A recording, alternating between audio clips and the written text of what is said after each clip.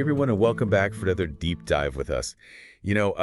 Sometimes we get these really interesting pieces of source material that on the surface seem like one thing. Oh, yeah. But once we really start digging in, there's this whole other layer there. Absolutely. So today we're going to be looking at a children's story. Okay. And it's about a ghost named Gasparino. A ghost. Yeah. And he lives in this old, Mhm. kind of spooky castle. Right.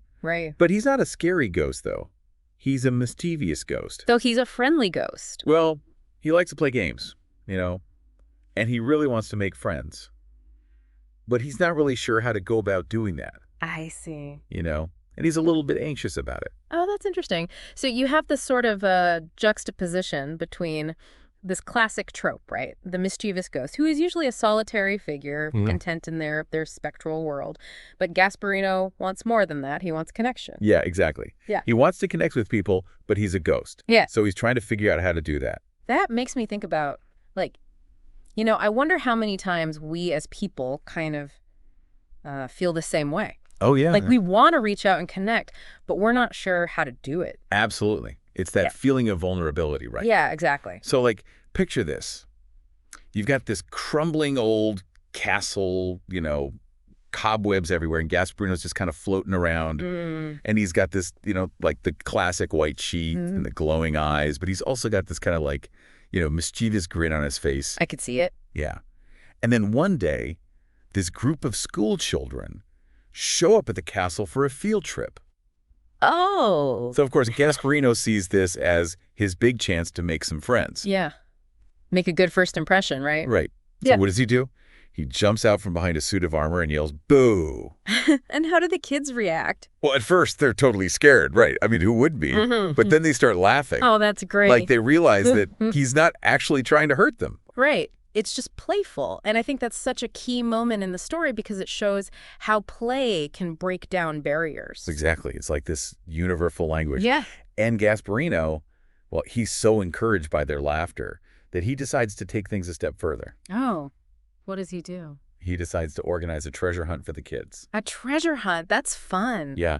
He hides clues and puzzles all throughout the castle, and the kids have to work together to solve them. No, that is really interesting. So we have this shift, right? The castle, which was initially kind of a symbol of Gasparino's loneliness, becomes this space for connection. That's a really good point. And the treasure hunt itself is like a metaphor for building relationships. You have to work together, communicate, solve problems. Yeah, it's not about Gasparino trying to scare them anymore. It's about them having fun together. And that's how real friendships are formed, isn't it? Through shared experiences. Absolutely. And that's exactly what happens with Gasparino and the kids.